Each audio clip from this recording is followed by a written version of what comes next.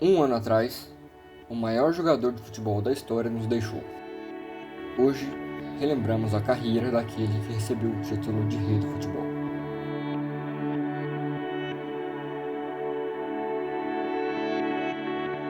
No dia 23 de outubro de 1940, na cidade de Três Corações, Minas Gerais, nasceu um menino, Edson Arantes do Nascimento.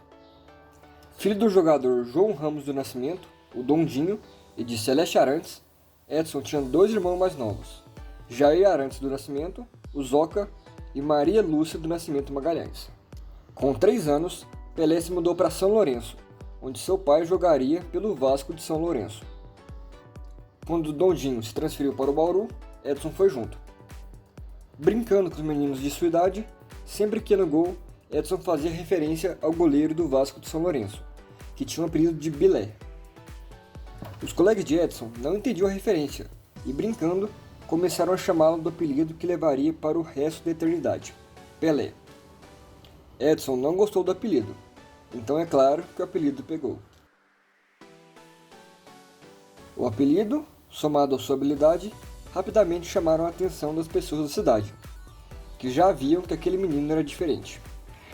Rapidamente foi convidado para integrar o time da base do Bauru. O ex-jogador e treinador, Valdemar de Brito, que treinava o Bauru, o levou para o Santos, quando Pelé tinha apenas 15 anos.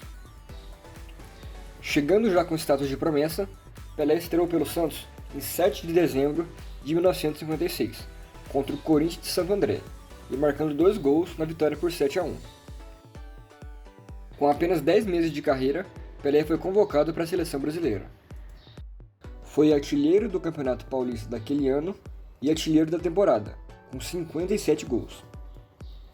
O desempenho de Pelé era tão majestoso que o jornalista Nelson Rodrigues escreveu uma crônica chamada A Realeza de Pelé.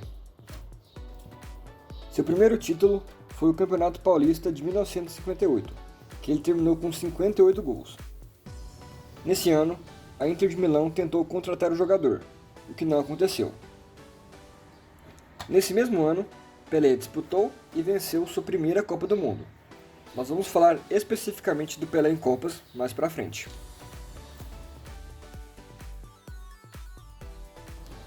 Em 1959, Pelé já era famoso no mundo do futebol.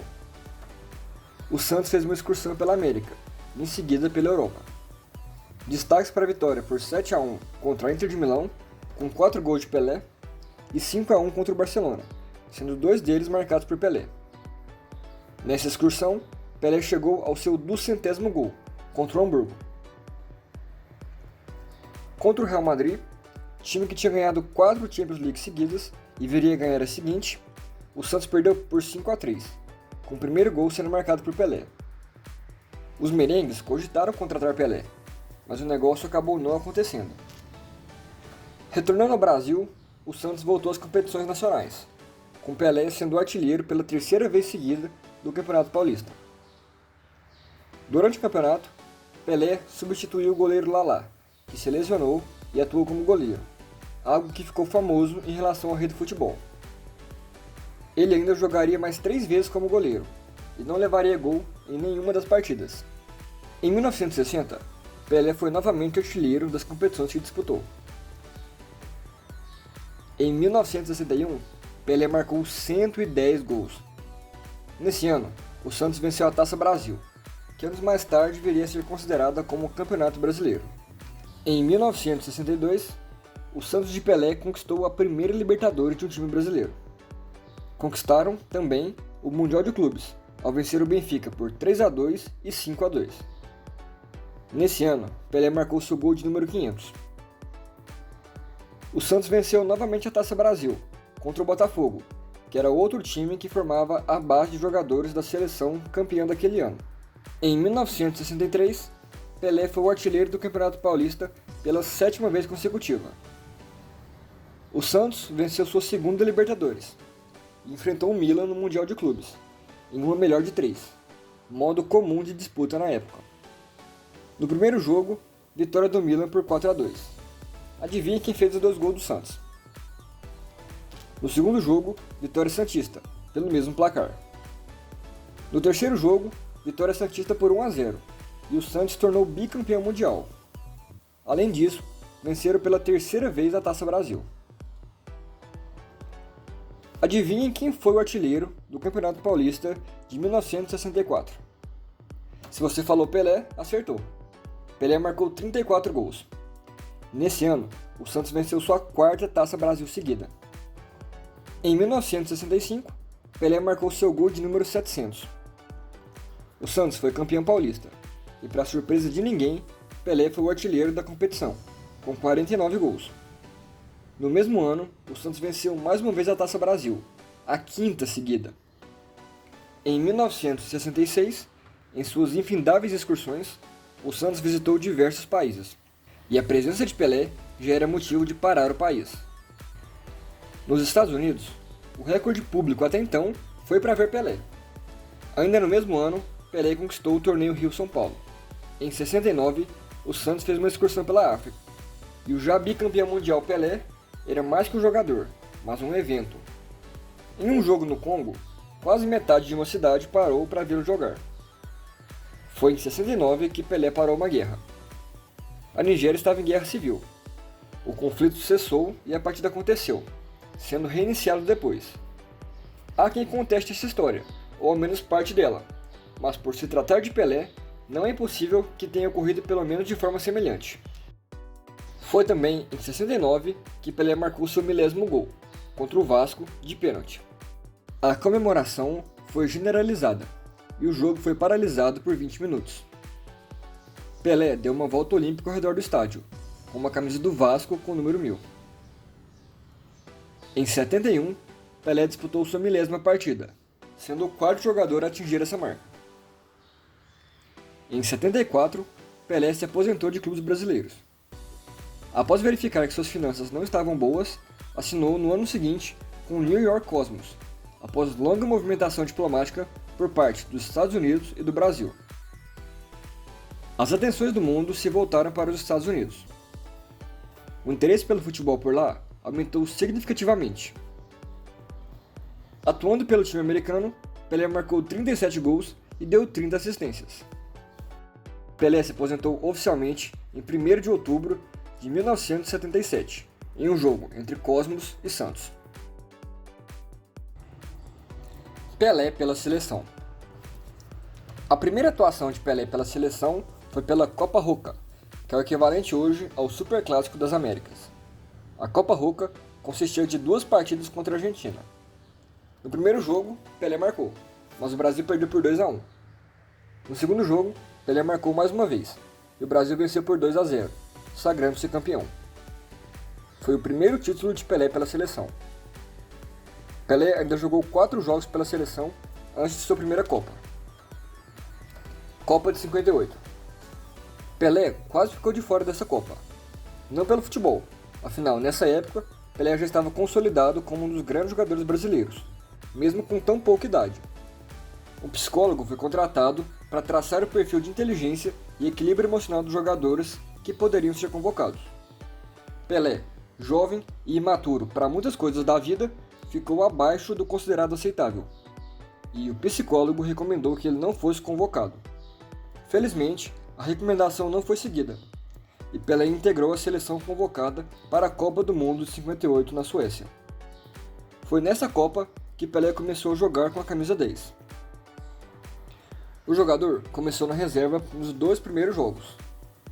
No primeiro jogo de Pelé, o terceiro do Brasil na Copa, a vitória por 2-0 veio com Garrincha e Vavá, esse último gol com assistência de Pelé. No quarto jogo, Pelé marcou o gol da vitória contra o País de Gales, o que ele consideraria o gol mais bonito de sua carreira por muito tempo. Esse gol deu a Pelé o título de jogador mais jovem a marcar em uma Copa do Mundo, recorde que se mantém até hoje. Na semifinal contra a França, Pelé marcou 3, na vitória por 5-2. Não preciso dizer que foi o jogador mais jovem a conseguir tal feito. Na final, contra os donos da casa, a Suécia, o Brasil venceu novamente por 5-2, com 2 gols de Pelé.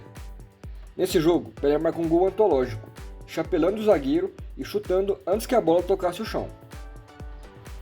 Além de conquistar a primeira Copa do Mundo, sua e do Brasil, Pelé ainda terminou a competição como vice-artilheiro, com 6 gols. Era o primeiro capítulo da história do Rei em Copas do Mundo. Copa de 62. Em 62, as dúvidas já não existiam. Pelé era o melhor jogador do mundo. No primeiro jogo contra o México, vitória por 2-0, com um gol e uma assistência de Pelé. Logo no segundo jogo, contra a Tchecoslováquia, Pelé se machucou. Foi um duro baque para o Brasil, mas essa Copa teria um outro protagonista, Garrincha, que merece um vídeo por si só. Mesmo com o melhor jogador do mundo fora, o Brasil garantiu sua segunda Copa do Mundo, de forma consecutiva, e mostrava ao mundo que o Rei não estava só.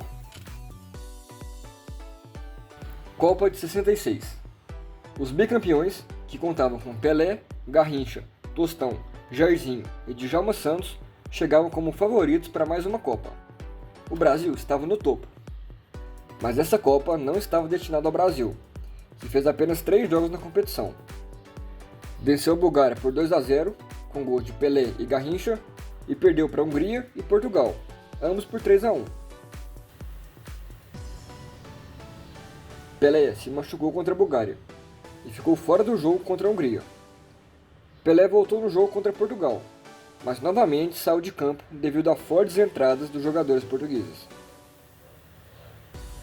O Brasil interrompeu sua sequência de conquistas seguidas em Copa, mas o destino reservava mais uma grande conquista para Pelé e seus companheiros. Copa de 70. Antes da Copa começar, o clima da seleção era conturbado. Pelé se desentendia com o técnico Saldanha, que foi demitido pouco antes do início da competição, dando lugar a Zagallo. Muitos dos companheiros de Pelé já haviam se aposentado. Por outro lado, a seleção contava com outros grandes jogadores, como Rivelino, Jairzinho, Tostão, Carlos Alberto Torres e Clodoaldo, e é considerada por muitos como a melhor seleção da história. Quando Pelé chegou ao México para a Copa, foi recebido com festa, e não poderia ser diferente. Na primeira rodada, vitória brasileira por 4-1, sendo um gol de Pelé, além de um de Rivelino e 2 de Jairzinho. Foi nessa partida que aconteceu o famoso lance, gol que Pelé não fez. A segunda partida colocava os atuais campeões da época, a Inglaterra, contra o vencedor das 2 últimas Copas antes do título inglês. Devido ao tamanho do jogo, muitos acreditavam que já era uma final antecipada. Nesse jogo, outro lance emblemático, a bela cabeçada de Pelé, que parou em uma defesa espetacular do goleiro Gordon Banks, no que é referido como a defesa do século. Em um jogo difícil, o Brasil venceu o jogo pelo placar mínimo, 1-0, com gol de Jairzinho. Contra a Romênia, no terceiro jogo, mais uma vitória difícil para o Brasil, 3-2, 2 de Pelé e 1 de Jairzinho. Contra o Peru, já pelas quartas de final, Pelé não marcou, mas deu uma assistência. O Brasil venceu por 4-2, com 2 de Tostão, 1 de Rivelino e 1 de Jairzinho.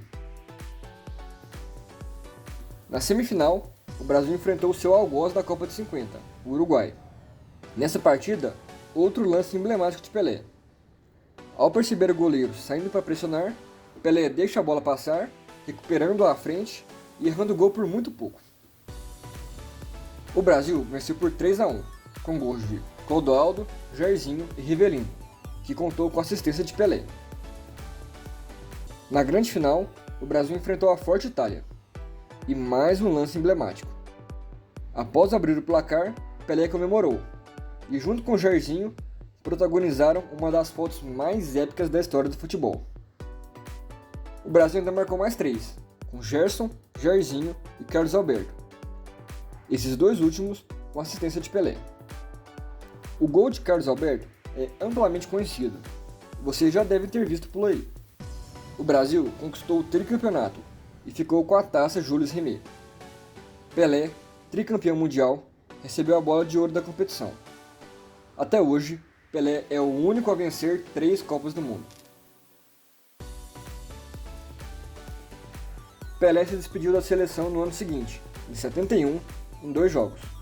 O primeiro, contra a Áustria, terminou em 1-1, com Pelé marcando seu último gol pela seleção.